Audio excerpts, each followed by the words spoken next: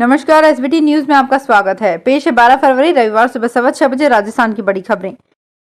राजस्थान में चुनावी साल के लिहाज से सियासी बिसात बिछनी शुरू हो गई है। मुख्यमंत्री अशोक गहलोत ने बजट के जरिए सभी वर्गों को साधने की कोशिश की है। वहीं पूर्व डिप्टी सीएम सचिन पायलट भी लगातार सक्रिय हैं। पायलट ने बजट को महिला, किसान, कर्मचारी, मजदूर सहित सभी वर्गों का ख्याल रखने वाला बताया है। साथ ही पायलट ने हम कहते हुए इन वादों को पूरा करने के लिए प्रतिबद्धता भी जाहिर की है। दूसरी ओर अशोक गहलोत ने भी हम सब मिलकर चुनाव लड़ने की बात कही है, यानी दोनों नेता एक दूसरे के हमराही बनने के लिए तैयार दिखाई दे रहे हैं। दरअसल मुख्यमंत्री अशोक गहलोत ने आखिरी बजट पेश किया, साथ ही उन्होंने सबसे बड़ा बजट पेश करने का भी रिकॉर्ड बनाया। सीएम गहलोत के बजट पर सचिन पायलट ने प्रतिक्रिया देते हुए कहा कि राजस्थान की हमारी सरकार ने इस साल के बजट में महिला, किसान, कर्मचारी, मजदूर सहित सभी वर्गों का ख्याल रखा है। हम प्रदेश की जनता के हितों के लिए काम करने को प्रतिबद्ध हैं, यानी वादा हम मिलकर पूरा करेंगे। प्रधानमंत्री नरेंद्र मोदी ने शनिवार को त्रिपुरा में राधा किशोरपुर में चुनावी रैली को संबोधित किया। इस दौरान पीएम ने कहा कि लेफ्ट और कांग्रेस पार्टियों ने युवाओं के सपने तोड़ दिए, इससे उन्हें अपना राज्य छोड़ने को मजबूर होना पड़ा।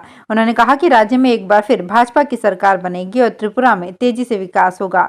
इसके बाद मोदी ने गोमती में रोड शो किया। पीएम ने राधा किशोरपुर में रैली को संबोधित करते हुए कहा कि त्रिपुरा के लोगों से मेरा वादा है कि त्रिपुरा में फिर से भाजपा सरकार बनने पर विकास में और तेजी आएगी। आपके सपने साकार होंगे। भाजपा को दिया एक एक वोट अनमोल है। आपके वोट की शक्ति आपका और आपके बच्चों का भविष्य सुरक्षित करेगा। राजस्थान में इस साल के अंत में विधानसभा चुनाव होने हैं। चुनाव से पहले सियासी बिसात भी बिछाई जाने लगी है। ऐसे में शय और मात का खेल भी शुरू हो गया है। मुख्यमंत्री अशोक गहलोत ने बजट पेश कर चुनाव की सियासी पिक्चर साफ कर दी है। वहीं प्रधानमंत्री नरेंद्र मोदी की भी निगाहें राजस्थान पर है। इसी बीच प्रदेश के दो लोकप्रिय नेता सचिन पायलट और किरोड़ी लाल मीणा के भी हर कदम की भी चर्चाएं हैं। दरअसल मुख्यमंत्री अशोक गहलोत ने चुनावी नजरिए से आम जनता को साधते हुए अपना आखिरी बजट पेश किया। बजट पर लोगों की मिलीजुली प्रतिक्रिया सामने आई। इसी बीच बजट के बाद पूर्व डिप्टी सीएम सचिन पायलट दिल्ली रवाना हो गए। पायलट अक्सर वीकेंड पर दिल्ली आते हैं। वहीं आज रविवार को प्रधानमंत्री नरेंद्र मोदी दौसा आ रहे हैं, जहां वो एक विशाल जनसभा को भी संबोधित करेंगे। पीएम मोदी के दौरे को लेकर बीजेपी नेताओं में खासा उत्साह का माहौल बना हुआ है। इस साल होने वाले राजस्थान विधानसभा चुनाव की तैयारियां भाजपा ने तेज कर दी है। संगठन को मजबूत करने की दिशा में एक कदम उठाते हुए पार्टी ने 15 से 28 फरवरी तक पूरे प्रदेश भर में पन्ना प्रमुख अभियान चलाने की घोषणा की है। इस अभियान के तहत 11 लाख से अधिक पन्ना प्रमुखों की नियुक्ति की जाएगी। पार्टी का मानना है कि इन पन्ना प्रमुखों के दम पर ही चुनाव की वैतरणी पार की जाएगी। प्रदेश के मंडलों एवं शक्ति केंद्रों के माध्यम से पन्ना प्रमुख अभियान चलाया जाएगा। राजस्थान के जोबनेर में स्थित श्री कर्ण नरेंद्र कृषि विश्वविद्यालय द्वारा आधुनिक कृषि सुविधाओं की दिशा में नया अध्याय जोड़ा गया है। विश्वविद्यालय द्वारा विजमो एडवेंचर गुड़गांव के साथ एमओयू साइन किया गया है, जिसके अंतर्गत विजमो एडवेंचर द्वारा विश्वविद्यालय में ड्रोन के संचालन के लिए पायलट प्रशिक्षण केंद्र की स्थापना की जाएगी। विश्वविद्यालय के कुलपति प्रोफेसर बलराज सिंह ने बताया कि राजस्थान में ये इस प्रकार का पहला ड्रोन पायलट प्रशिक्षण संस्थान होगा, जिससे न केवल कृषि क्षेत्र को लाभ होगा बल्कि राज्य में रोजगार के अनेक अवसर भी उत्पन्न होंगे। भारतीय खाद्य निगम द्वारा खुले बाजार में गेहूं दिए जाने की टेंडर प्रक्रिया शुरू हो गई है। यही वजह है कि गेहूं में गिरावट देखी जा रही है। सरकार 30 लाख मीट्रिक टन गेहूं को बेचने और राज्य सरकारों, केंद्रीय भंडार, national consumer cooperative federation, national agricultural cooperative marketing federation of India limited, राज्य सहकारी समितियों, संघों आदि को बिक्री करने का फैसला किया है, ताकि गेहूं और आटा की कीमतों में कमी आ सके। राजस्थान में ऊंचे भावों से दड़ा गेहूं मिल डिलीवरी 500 रुपए प्रति क्विंटल सस्ता हुआ है। पर्यटन के साथ हस्तशिल्प को बढ़ावा देने के लिए जयपुर के आमेर में क्राफ्ट टूरिज्म विलेज विकसित किया जा रहा है, जिसकी सौगात इसी साल अप्रैल में शहर वासियों को मिलेगी। जेडीए अप्रैल तक क्राफ्ट टूरिज्म विलेज का काम पूरा कर लेगा। जेडीए आमेर कुंडा के कुम्हारों का मोहल्ला में क्राफ्ट टूरिज्म विलेज विकसित कर रहा है। इसके तहत कुम्हारों के घरों का फ्रंट फसाड कार्य किया जा रहा है। कुम्हारों की कार्य क्षेत्र का विकास के साथ ही प्रवेश एवं निकास द्वार और साइनेजेस का काम किया जा रहा है। इसके अलावा यहाँ रोड लाइट लगाई जा रही है। राजस्थान में यदि आप अपने माँ बाप को प्रॉपर्टी गिफ्ट करने की सोच रहे हैं तो इसकी आपको चिंता करने की जरूरत नहीं है। अब इस तरह से प्रॉपर्टी गिफ्ट करने पर आपको 80,000 रुपए तक का फायदा हो सकता है। दरअसल शुक्रवार को सीएम अशोक गहलोत की ओर से हुई बजट घोषणा में स्टैंप ड्यूटी में रियायत दी गई है। ऐसे में इस तरह की प्रॉपर्टी को ट्रांसफर करने पर स्टैंप ड्यूटी नहीं लगेगी। ये नियम अगले साल से लागू होगा। इतना ही नहीं, यदि बुजुर्ग माता पिता अपने बेटे के नाम पर प्रॉपर्टी का ट्रांसफर करते हैं तो उस पर भी कोई स्टैंप ड्यूटी नहीं ली जाएगी, लेकिन रजिस्ट्री का शुल्क देना होगा।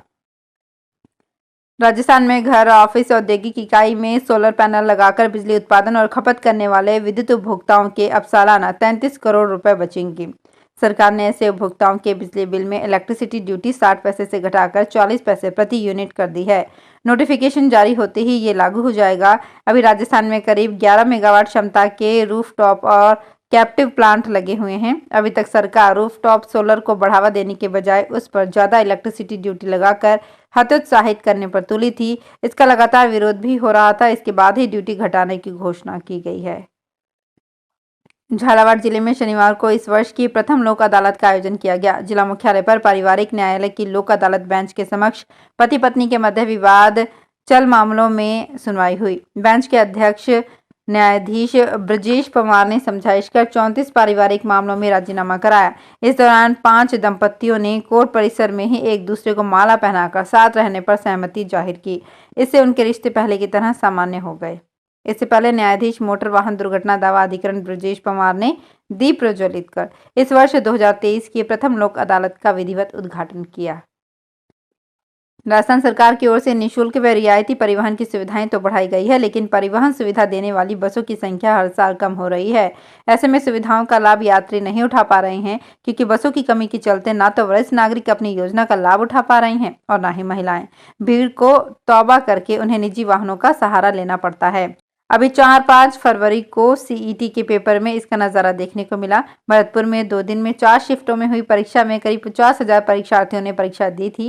राज्य सरकार की ओर से सभी परीक्षार्थियों का निःशुल्क परिवहन किया गया था, लेकिन बसें तो बढ़ाई नहीं गई। ऐसे में परीक्षार्थियों के साथ साथ यात्रियों को भी परेशानियों का सामना करना पड़ा था। हरियाणा के अस्पतालों में अब फैशन नहीं चलेगा।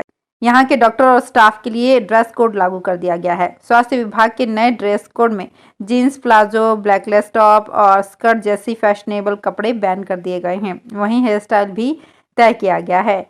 जेंट्स कर्मचारियों के बाल कॉलर से लंबे नहीं होंगे। महिलाएं स्टाइलिश ड्रेस, भारी गहने और मेकअप यूज नहीं करेंगी। नाखून भी लंबे नहीं होंगे। ड्रेस कोड ना मानने वाले स्टाफ को ड्यूटी से गैर हाजिर मानकर कार्यवाही की जाएगी। Director general of civil aviation DGCA ने शनिवार को एयर एशिया पर 20 लाख रुपए का जुर्माना लगाया है। डीजीसीए ने बताया कि 23 से 25 जनवरी के बीच 8 अधिकारियों ने एयर एशिया का इंस्पेक्शन किया था।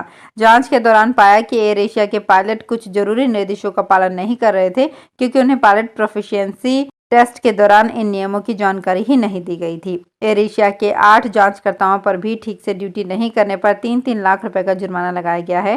साथ ही एयर एशिया के ट्रेनिंग हेड को 3 महीने के लिए सस्पेंड कर दिया गया है। केंद्रीय वित्त मंत्री निर्मला सीतारमण ने कहा कि नई टैक्स रिजीम से मिडिल क्लास को लाभ होगा। इससे उनके हाथों में ज्यादा पैसा बचेगा।